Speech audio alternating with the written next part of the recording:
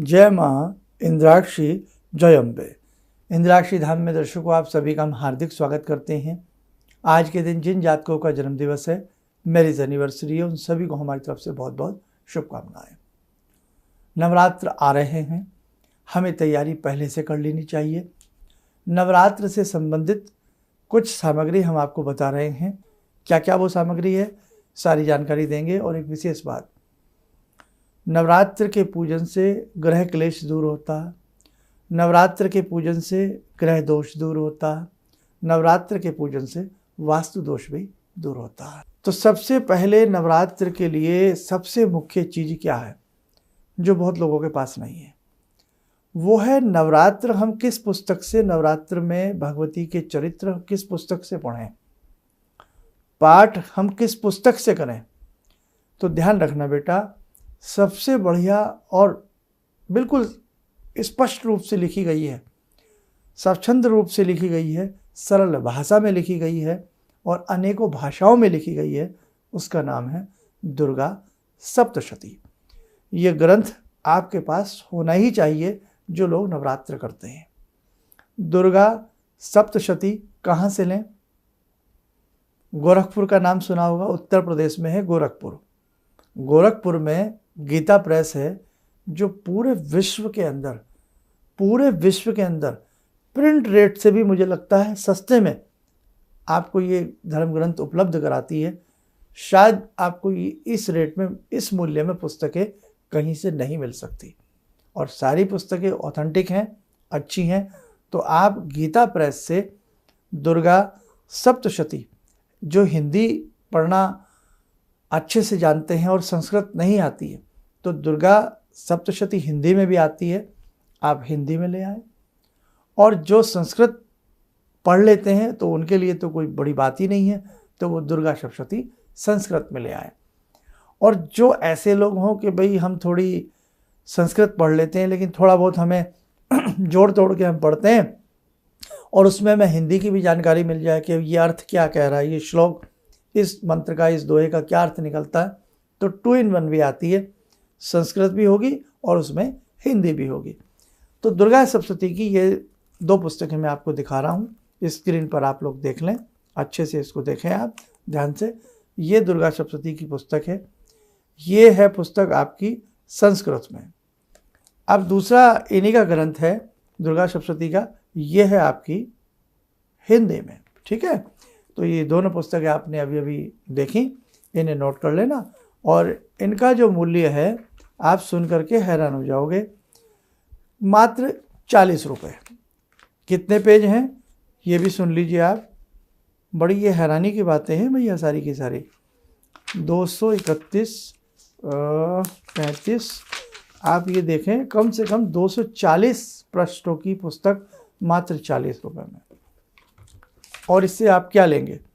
और ये हमने कभी पुस्तक खरीदी थी, बहुत पहले खरीदी थी हमारे पास, ये केवल हमने 12 रुपये की खरीदी थी पहले।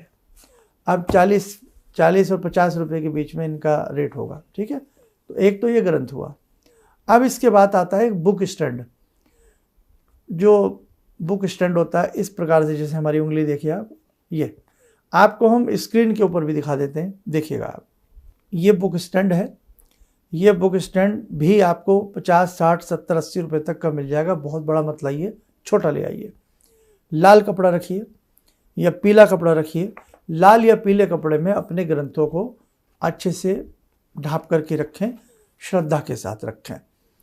अब ये इसमें, ये इसको रहल भी कहते हैं, बुक स्टैंड तो है ही है, उसमें पुस्तक को रख करके पढ़ना चाहिए। कभी भी धर्म ग्रंथों को हाथ में लेकर के, घुटनों पर रख करके, जंघा पर रख करके नहीं पढ़ने चाहिए, ज़मीन पर रख करके नहीं पढ़ने चाहिए। क्लियर? अब और क्या क्या लाएं साहब हम? सुपारी है, चंदन है, हाथ में बांधने का कलावा है, लौंग है, इलायची है और जौ। जो जौ, इस बार जो आश्विन मास के नवरात्र होते हैं इनमें खेतरी की जाती है, तो जौ 50 ग्राम ले आइएगा, बहुत है आपके लिए। उसकी सारी विधि में नवरात्र विशेषांक में आपको बता दूंगा। सुपारी अच्छी सी ला करके रख लीजिए।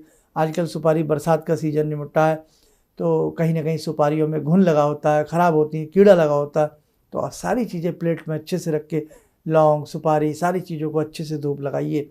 फिर डिब्बी में अलग अलग डिब्बी बना करके लौंग की, सुपारी की और इलायची की सब डिब्बी अलग अलग रखिए।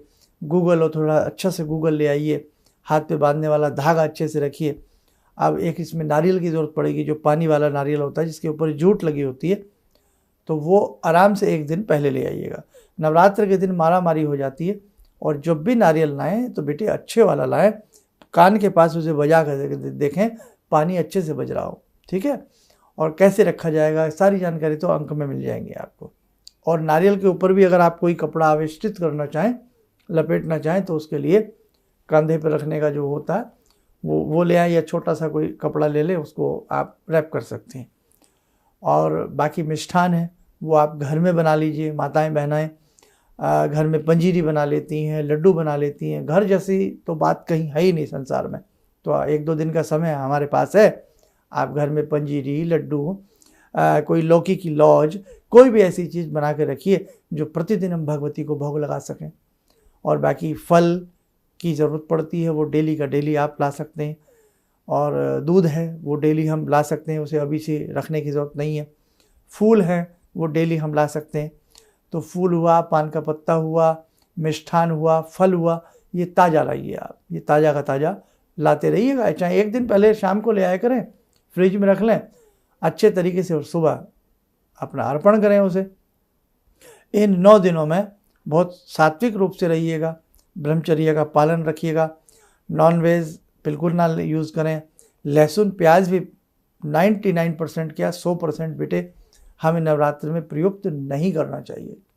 तो लहसुन प्याज बिल्कुल परहेज रखें जिस घर में नवरात्र की पूजन किया जाता है। अब अच्छे से बेटा गाय का घी मिल जाए उसे ले आइए। गाय का ना मिले फिर अच्छे किसी ब्रांड का, अच्छे किसी कंपनी का, जो भी आप तो हैं भाई, जैसा भी आपको मिले अच्छा घी ले आइए।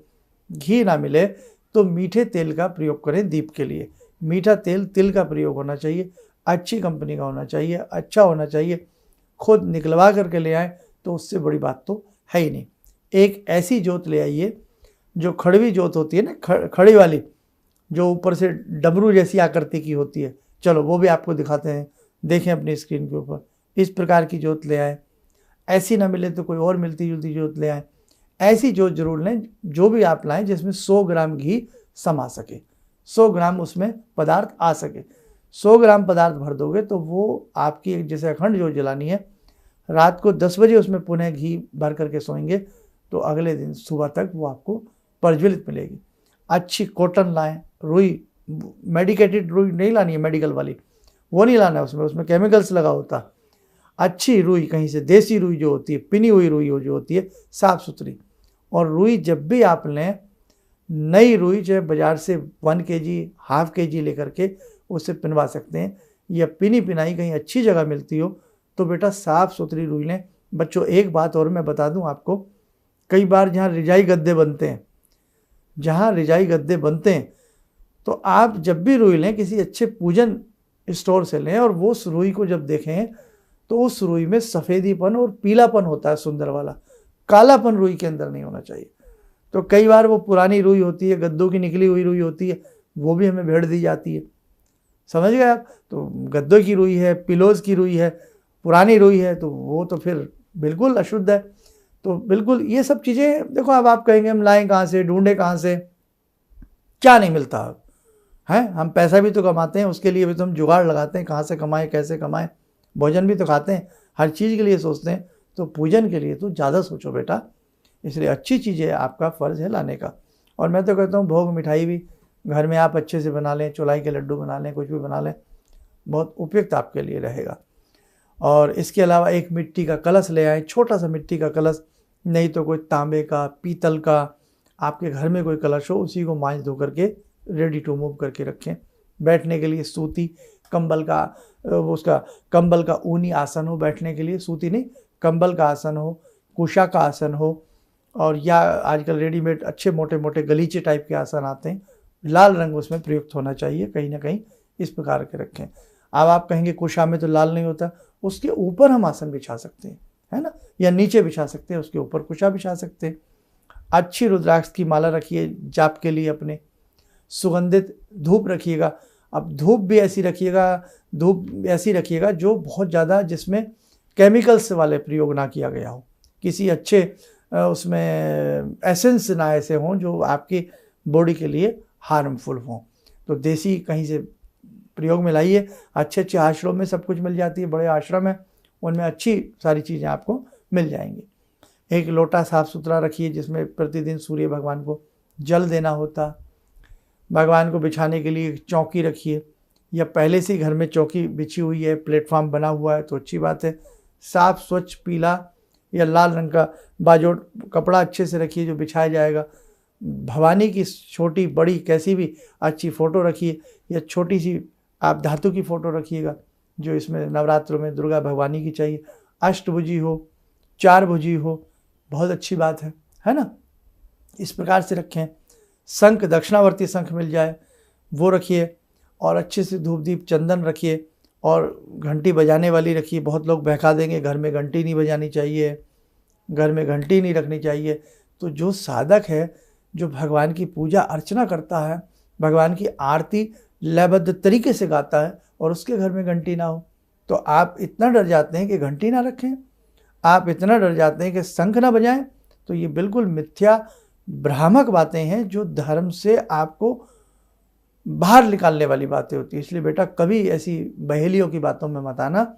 आप सारी सामग्री ये घर में अच्छे से रखिएगा। ये नवरात्र हैं, नवरात्र 9 देवियों से संबंधित नवरात्र हैं। भवानी कष्टों को हरती हैं, भवानी कष्टों को दूर करती हैं। इसलिए बेटे बहुत अच्छे से शुद्ध तरीके से सारा सामान अभी से जुटाना शुरू करें।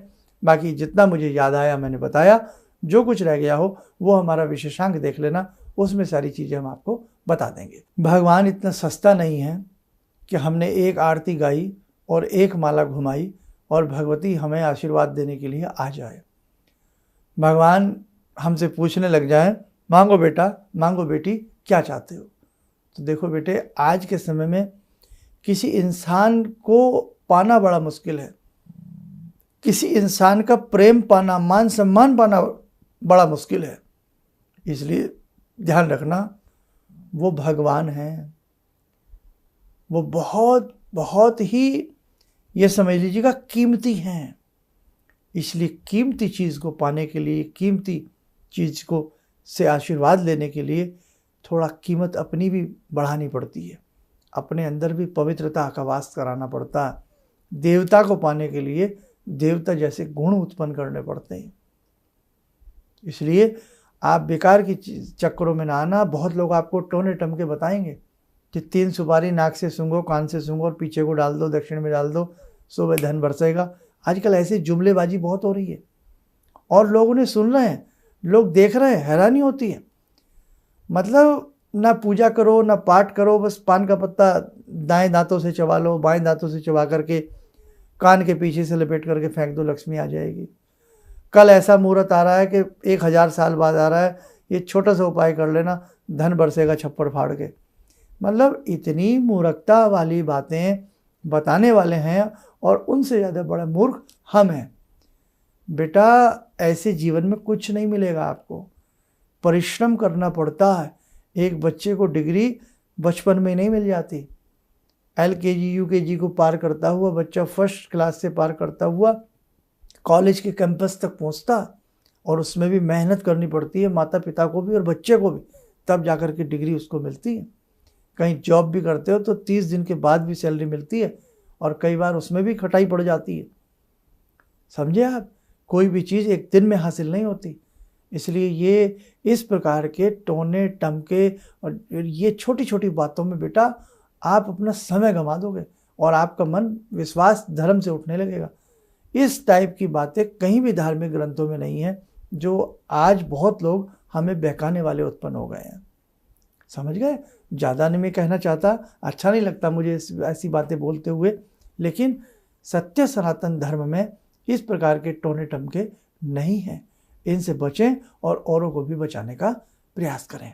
चलिए, बाकी नवरात्रों की अग्रिम शुभकामनाएं आप सभी को, वो जगत जननी वो भक्त वत्सला आप सभी का कल्याण करें। और एक छोटी सी बात और सुन लें, 12 अक्टूबर से एक बहुत अच्छी दिव्य साधना, इसीलिए सोच करके विचार किया गया भाई अभी आप अपने नवरात्र कर लें और इधर नवरात्र पूर्ण होंगे, उधर 12 अक्टूबर से फिर आपके लिए एक साधना बहुत बढ़िया हम लेकर के आए हैं। इस साधना से जरूर जुड़ने का प्रयास करें। दीमक जम जाया करती थी ऋषि मुनियों के शरीर के ऊपर, तब जाकर के भगवान के दर्शन होते थे और कभी नहीं भी होते थे। और आज का व्यक्ति, इस कलिकाल में रहने वाला व्यक्ति, पैकेट की सामग्री खाने वाला व्यक्ति है ना, न जाने क्या क्या भक्षण करने वाला व्यक्ति, दिनचर्या कुछ नाम की अच्छी बातें नहीं है। सुबह उठे शाम को जागे, सुबह लेट उठे रात को लेट सोवे, सब कुछ भंग है। और एक मेला घुमा करके ये सोच ले कि भगवान प्रकट हो जाएंगे। असंभव, असंभव, असंभव। ध्यान रखना बेटा। इसलिए आप जो पूजा पाठ कर रहे हैं ना बहुत लंबे समय से, कोई 1 घंटा करता है, कोई 1.5 घंटा करता है, मन मत तोड़ना। आपके भगवान आपसे प्रसन्न होंगे, आपको बहुत कुछ मिलेगा। आपका कोई प्रारब्ध है बेटा, वो कट रहा है, बहुत जल्द आप भी बहुत अच्छे हो जाएंगे। इसलिए जो कई बार मन में आ जाता है कि मैं इतने लंबे समय से मैं तो बहुत अच्छे से पूजा करता हूँ लेकिन मेरी कामना पूर्ण नहीं हो रही, होगी। सब्र रखें, पेशेंस रखें, बहुत अच्छा आपके साथ होगा।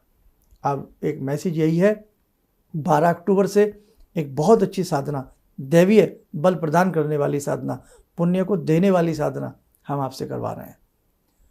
तो इस विशेष साधना में आप जरूर अपनी भागीदारी रखें, अपना हिस्सा रखें। जो इस साधना से जुड़ना चाहता है नाम नंबर अपना रजिस्टर्ड करा दे हमारे संस्थान में 11 बजे से 5 बजे के बीच में, और इसकी PDF फाइल आपको भेजी जाएगी, समझाया भी जाएगा।